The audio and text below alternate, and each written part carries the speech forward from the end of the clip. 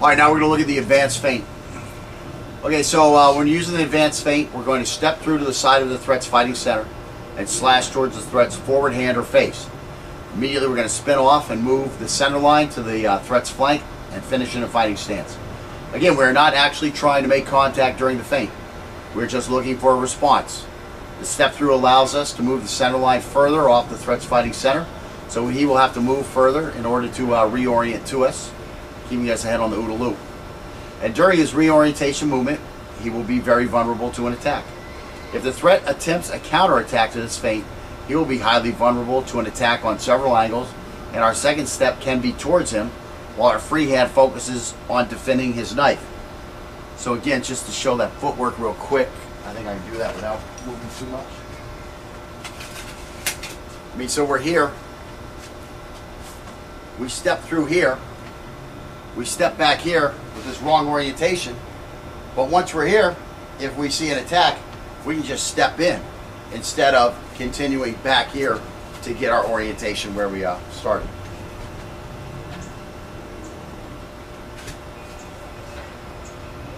All right, so again, let's go ahead and let's do some drills on that. All right, so again, we're going to work on that advanced feint.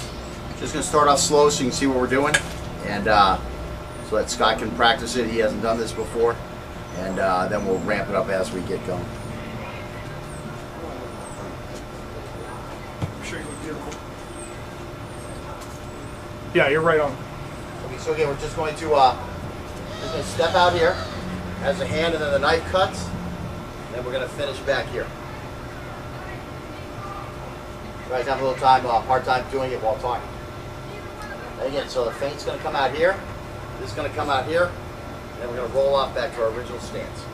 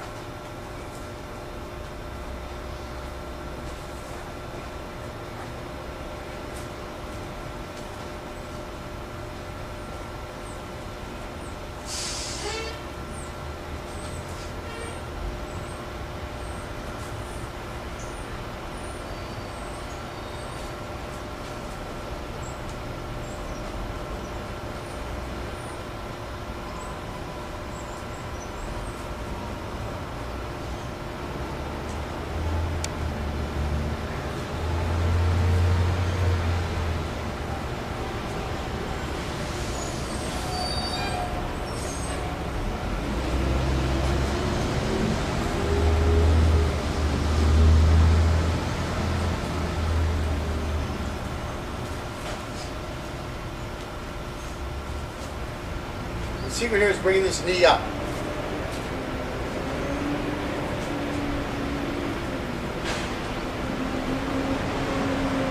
you're going to start here by leaning forward a little, but as soon as you get that momentum going forward, this knee has to shoot up. That's what's going to pull you off to the side.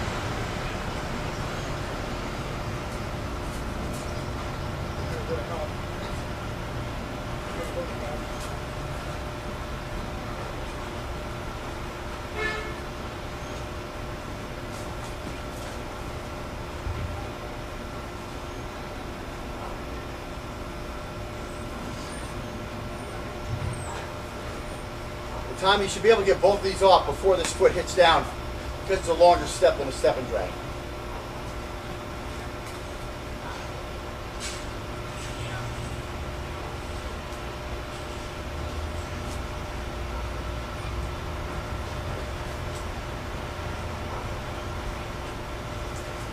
Still snapping that blade through. All right. All right, now we're going to do that, but instead of going so far to the side, we're going to try to go more towards the rear of the thread.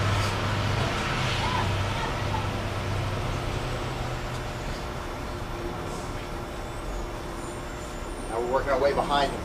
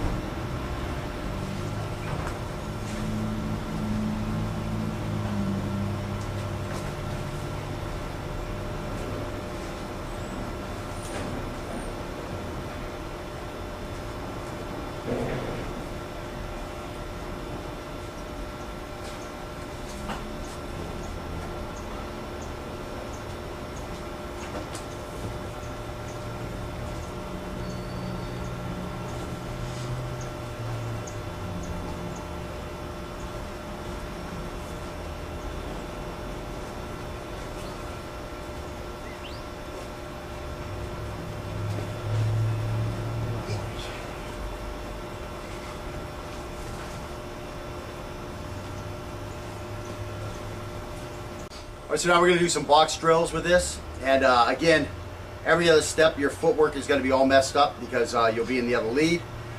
And then when we go side to side, usually you will start with the wrong footwork, but you're going to correct that when you're doing your step and drags to the left or to the right. So we're still going to step and drag when we're moving to the left or the right. And we're really only going to be doing the advanced feint footwork while we're going straight forward or backwards. And again, this is just a repetitive drill to help us get this, mainly just get your hands moving while your body's moving. That's the main thing. If you also happen to pick up some of the actual skills of the drill, that's good too. Okay, so we're going to go on. We're going to start off forward and then to the left, back, and then back over here. Bam, bam, bam, bam, bam, bam. Go back. Bam, bam, bam. And come this way. Bam, bam, bam. Forward, just gets off street. And we still got to go forward, right? No, we're done. Now we got to go this box. Yeah. Bam, bam, bam, bam, bam, bam, bam, bam, bam. And going back. Bam, bam, bam. Okay. One has bad. One has bad. Forward Come to up the here. right. No, we're gonna go back. We're gonna go this way and this way. That's why you all got screwed up in this. Should never do that side first. Okay. Here you go. Bam, bam, bam, bam, bam, bam, bam, bam, bam. Yeah. Is that the end of that? Forward. Bam, bam, bam. Here, use my hands. I finish the back with it. All right, so now we got to do this box over here, right? Yeah. Come back a little bit. And go ahead. Bam, bam, bam. Bam, bam, bam, and go back in. Bam, and bam, and bam. Bam, bam, bam. Now we're going to start right and then go forward, right? Bam, bam, bam, bam, bam, bam, bam, bam, bam, bam, bam, bam, bam.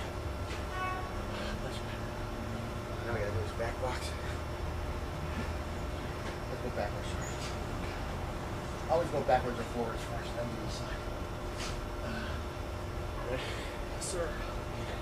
Bam, bam, bam, bam, bam, bam, bam, bam, bam, bam, bam, bam, bam, bam, bam. To the right and then up. Oh, that was the last one. Oh, to the right and up? Yeah, to the right. Okay. We're moving backwards first, right? So we gotta move up a little bit or we're gonna run like that. Okay, so we're gonna go right and then back. Yeah, go ahead.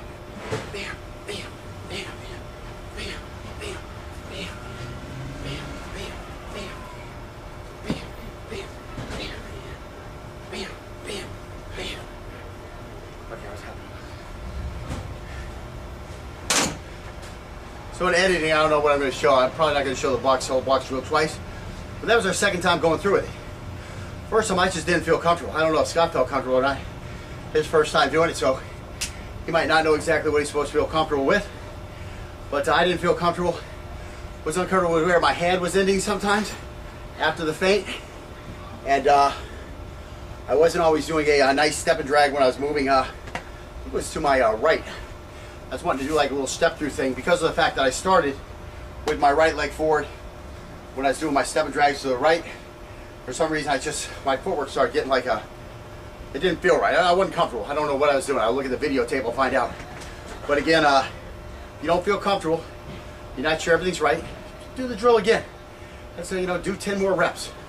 Do whatever it takes. Once you feel comfortable though, get on to the next thing. What were you telling me about? Oh yeah, he was just telling me about, he bowls, right? So when he was younger, he was trying to learn how to put the, what is it, a hook on the ball? Yeah, hook on the ball. Trying to learn to put a hook on the ball. So he had somebody teaching him how to do the hook.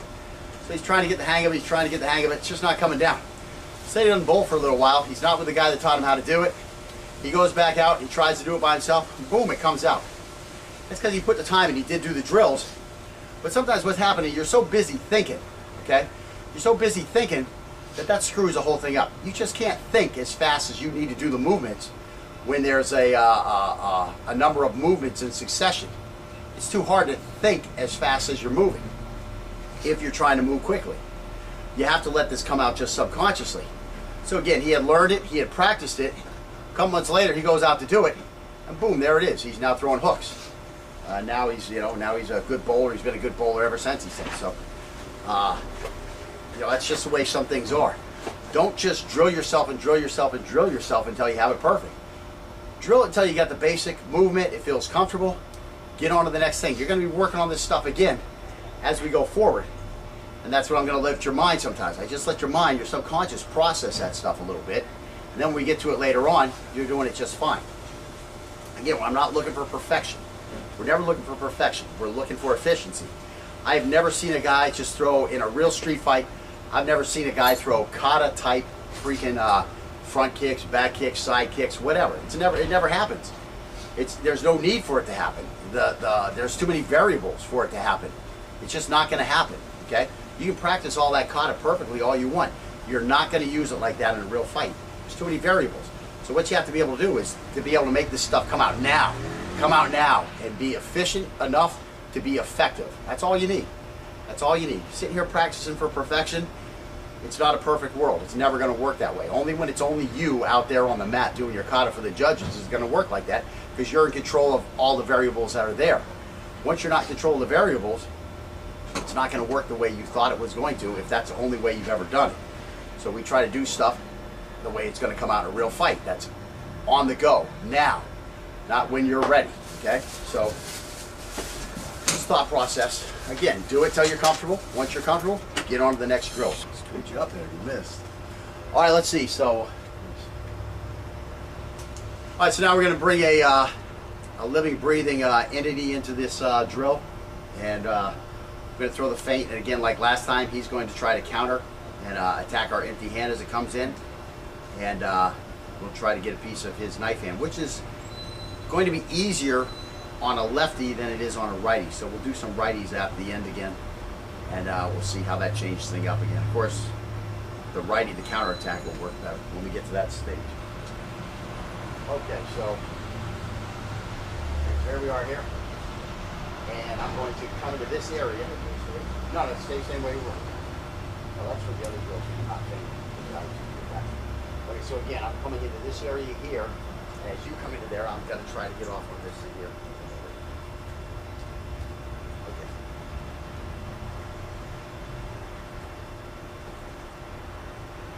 Now, first thing you'll see is you're working on this outer angle here. So it's definitely, it's not a 1. It's got to be an angle 2 all of a sudden.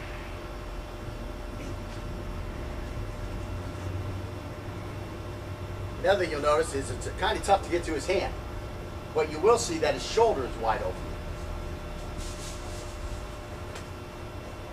So his shoulder is definitely the better target here with an angle 2. And I can try to get to his hand, but because of the fact that we're both like moving in the same direction with him just ahead of me, it's going to be a race that's going to be hard to win. If you get it, you're going to get a big old slash. You'll have a nice long area slash. But it's a tough race to get to. Some of you real quick guys will be able to get it. That time I actually caught him. I caught him on the follow through down here. But by far the easier target is that shoulder if you can get to it.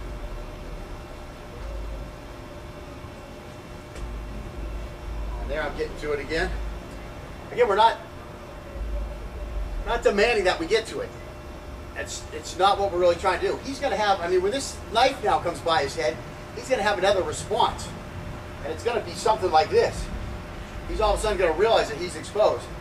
That's where our counterattack's going to come in real nice. It's going to be easy to pin that knife here and then work the gut here, then work your way around to the back.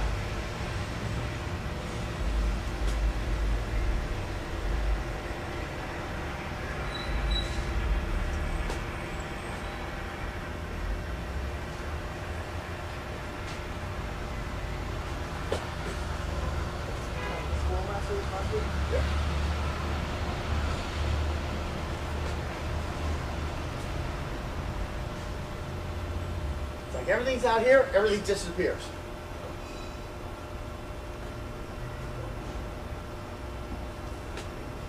And it's that knee driving up into the outside that changes your direction and puts you over there. Or makes it a whole lot easier.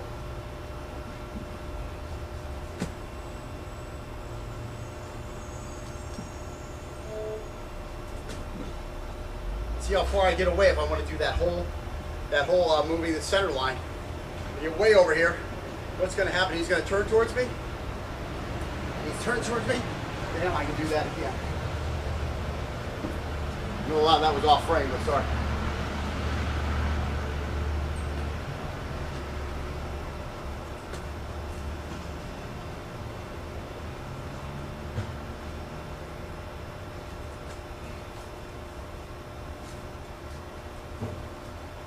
Okay, now you see it from the other side.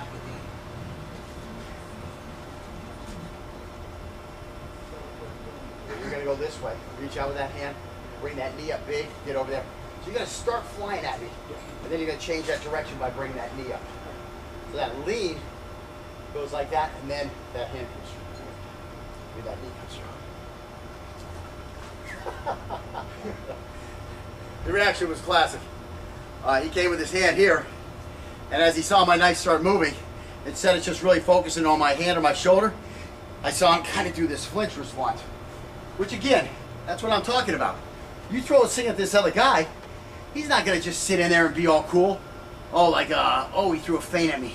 Here we go. Oh, he's coming at me. No, he's going to be like this. He's going to, he might go for that first one, but when that blade starts coming at him, he's going to be like this. He has no choice. He now realizes that he's suckered. He went for that feint. The hand comes in. He sees that hand. He tries to go for that hand.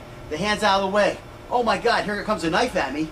What do? I mean, it's too late to really drive everything this way. Your momentum is all going this way towards that hand. The only thing you really have is this kind of a flinch response. You're going to be in a If you're the guy who got the feint thrown at you and the guy threw the feint at you good, you're going to be in the hurt locker when you see that next knife coming. It's going to be very hard to get a trained response.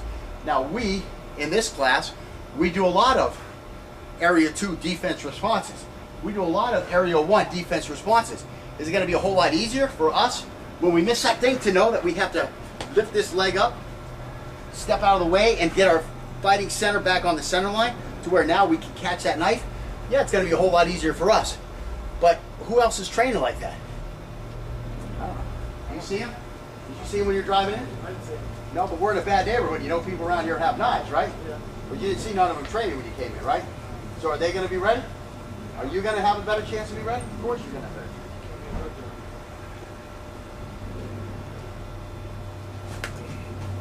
There you got the back of the tricep.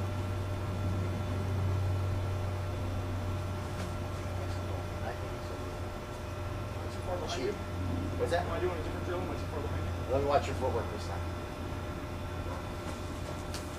You're doing a step and drag instead of a step through as you move across. So just here, do a couple slow ones. Just we'll go slow. I'll just stand still. That's what we want, yeah. And that's where I want you. I want you away from me. You know? The other one we try to come in close, but you need to get the hang of that before you start doing this. You know what I'm saying? Again, that's the next drill. We'll get there. Now start aiming up here, and it's got to be, you're still trying to do a 1, do a 2, okay? Right. Just bringing it up. Right, just put it out there. Remember, you're going to be off to the side of you when you throw this. There. And that's what you want. It's a shoulder. It's not going to go as hard as you want.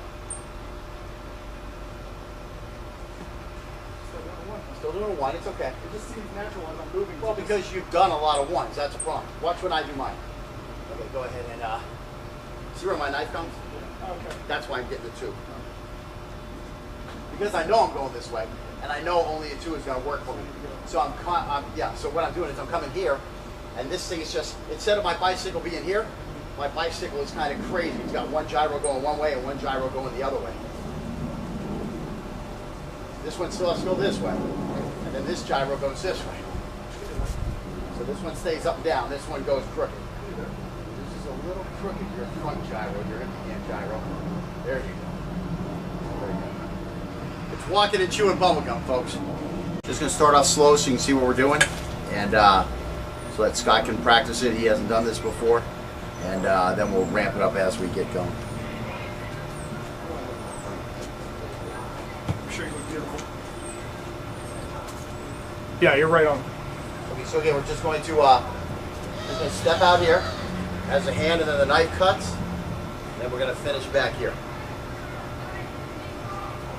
You guys have a little time, hard time doing it while talking. Keeping you guys ahead on the OODA loop. And during his reorientation movement, he will be very vulnerable to an attack.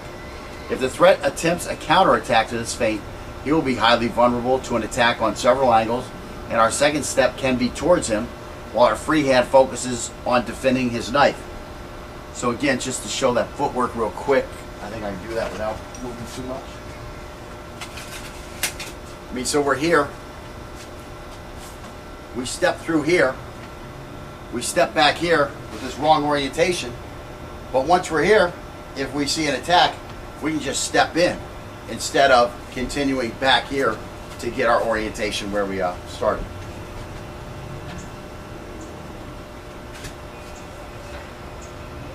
All right, so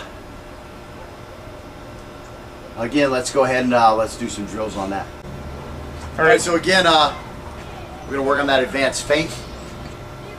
Again, so the feint's gonna come out here, this is gonna come out here, and then we're gonna roll off back to our original stance.